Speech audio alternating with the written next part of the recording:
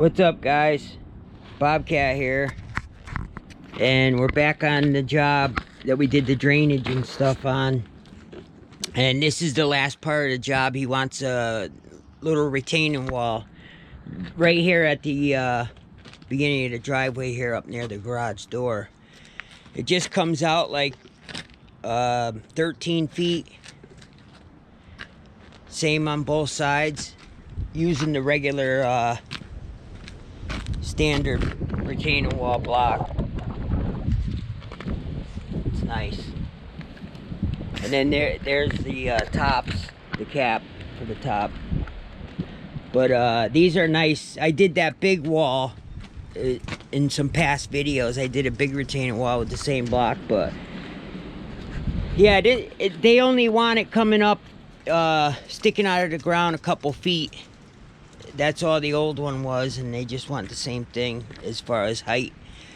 But you always start with a row of block below the ground.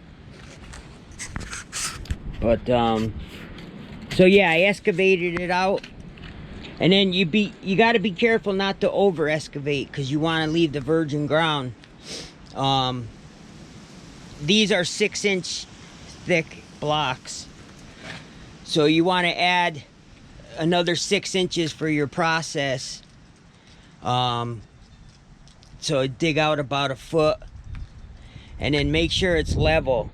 It's a level trench. Put your process in 6 inches and compact it, and then check it with your 4-foot level, and then you could start setting the block. This ended up being, these are 16 wide, so it ended up being like perfect here, where it just fit around the post. You could see how it's level. See, it starts even with the asphalt, and then as it goes, it comes up a little bit. This way the wall is going to be level. Same exact thing on this side. And then I have my 3/4 stone. I have some piles up on top, because then you start laying them in, and then every block you lay, you make sure it's level with your level. Tap on it easily with like a little mini sledge. Just tap on it, make sure you get it level, and then keep putting them down. Once you get the first row in, then I put stone around it, and you got to fill the inside with stone. And then he has some perforated pipe left over, so we're gonna, once I put the first layer of block in on top here, I'm gonna put a 13-foot piece of perforated footing drain pipe. I'll put that behind it, and then as I fill each row, I put the 3/4 stone behind it. And you fill the insides of every row. You just keep filling it with the 3/4 stone as you build the wall. Yeah, and then when you're done, you put the caps on the top. I'll make another video when I'm almost done, and then usually you put some paper down, filter fabric down on top of the stone near the top, and then put your topsoil, if you're gonna have grass come right to the back of the wall.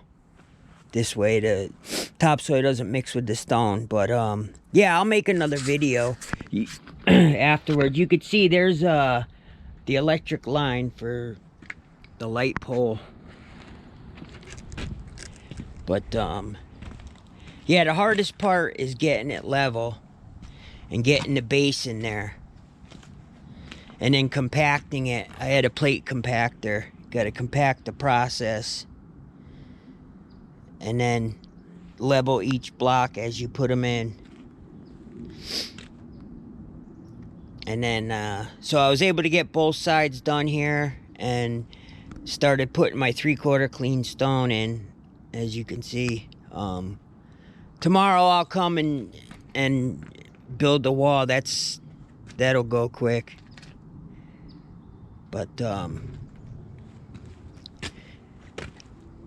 yeah, when you put the first row in, I usually knock this ridge off, because when you put these blocks, they're nice, because as you build the wall, it sets back a little this way over time. The ground and things settle, and you know, it's so the wall doesn't get pushed over time. So each block links up to right here. So, but the first row I put down, I want them flat, and I just knock that off with that little bar there. I guess you could just leave it on there and bang it down into the process, but I always just busted it off just on that very first row. But yeah, that's a rundown of setting up for a basic retaining wall setup.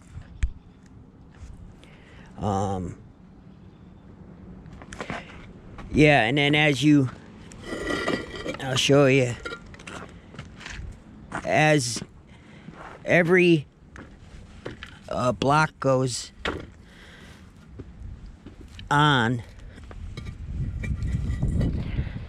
that piece of the edge of concrete that's on the bottom of these that I just showed you, you put the block on and slide it forward there until it touches that. See?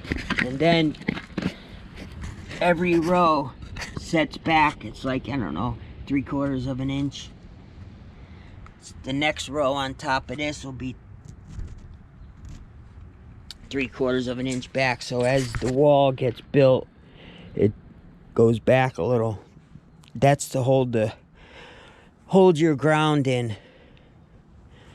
But yeah, I like how they link up like that. And then that's what I was talking about. You got to keep filling these with stone and put stone behind it. I'm gonna put the pipe behind this layer here. Put the pipe there. And then just have it coming out over here on the end. That's just so in case you get heavy rain, and if the water comes this way, it stops here, goes in the stone, and then it can come out this side. This way it doesn't go and, you know, push the wall over or come out through the wall or whatever. So at least you have some drainage. I'll make another video and I'll show you the pipe and stuff. But yeah, I just wanted to make a video showing you what I'm doing here with the retaining wall. But yeah, thanks for watching and subscribing. And alright, we'll see you on another video.